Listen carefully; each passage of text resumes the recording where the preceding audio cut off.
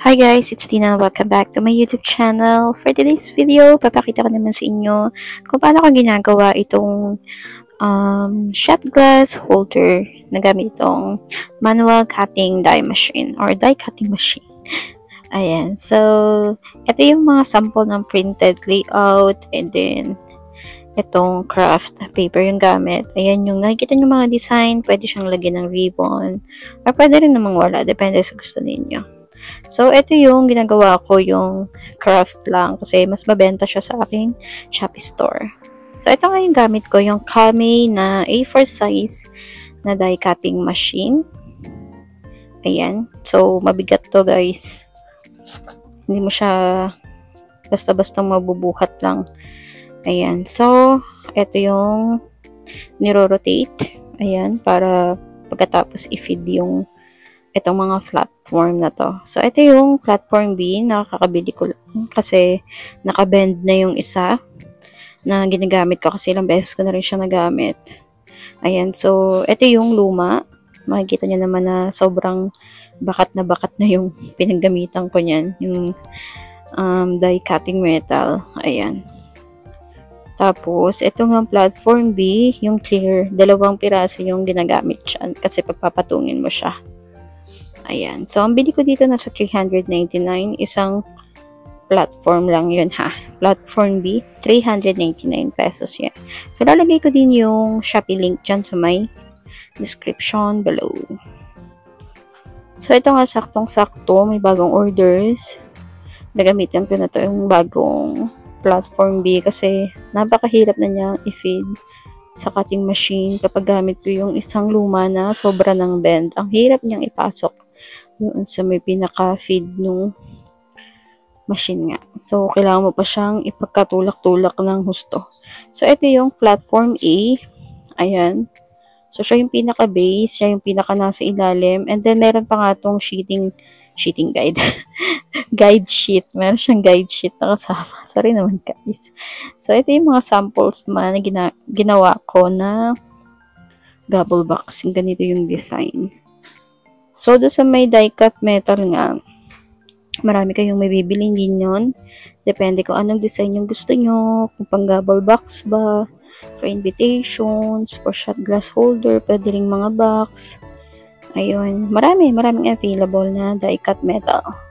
So, ito na nga yung gagawin ko dito sa video na to, yung craft paper na shot glass holder.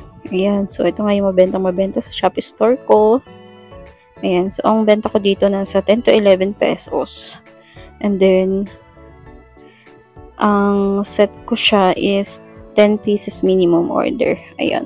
So, sa isang A4 size nga, makakagawa tayo ng 2 pairs. Ayun. Kung makikita nyo dito sa die cut metal na to, 4 na piraso siya. Pero 2 pares nga siya. Kasi sa 2 piraso is 1 piraso siya dahil pagdidikitin siya. So, ayun, nakita nyo yung pagkakasunod-sunod kung paano siya ipatong. Platform A ang una, tapos platform B, and then yung pinakapapel mo, tapos yung die cut metal, and then another platform B. Ayan, tapos ganyan yung gagawin niya. Ayan, dahil bago nga yung gamit kong platform B sa ibabaw, ang bilis lang niyang ipasok doon sa pinaka-machine. So, ito ginagamitan ko siya nung spatula. Pang ano yan pang weeding ng mga vinyl sticker. So, weeding spatula yung tawag dyan. Ewan ko kung sa iba ko anong tawag nila. Ayan, so ginagamitan ko siya niya kasi minsan kapag masyadong mabilis yung pag-rotate ko dun sa may pinaka-machine, yung pinaka-feed niya, para kang mag-ground pagka hinawakan mo kagad tong die cut metal kapag tinanggal mo yung pinaka-papel mo. So, minsan nag-ground ako kaya ginagamitan ko siya nung weeding spatula. So, ito na nga itsura niya kapag natanggal na siya. Ayan, 4 na piraso. So, ayan nakikita nyo na bakat talaga siya. Kasi nga, kumbaga, pinagpe-press niya yung pinaka-platforms para makapag-cut yung die cut metal natin. So, ito, gagawa ako ulit. Ayan. So, pagka bago-bago pa yung nyo, madali lang siyang ipasok sa machine talaga.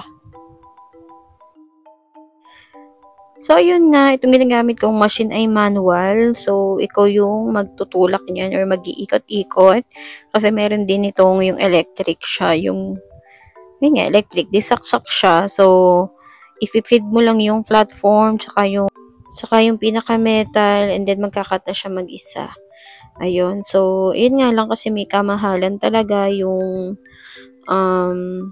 electric nito na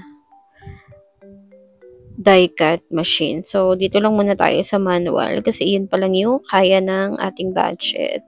So, ang bili ko nito ay nasa 4.5 and then yung pinaka-die-cut niya is nasa 899 pesos. Ayun. So, sadyang may kamahalan lang po talaga yung mga equipments or yung mga anong tawag dun? Yung mga parts. Parts ba?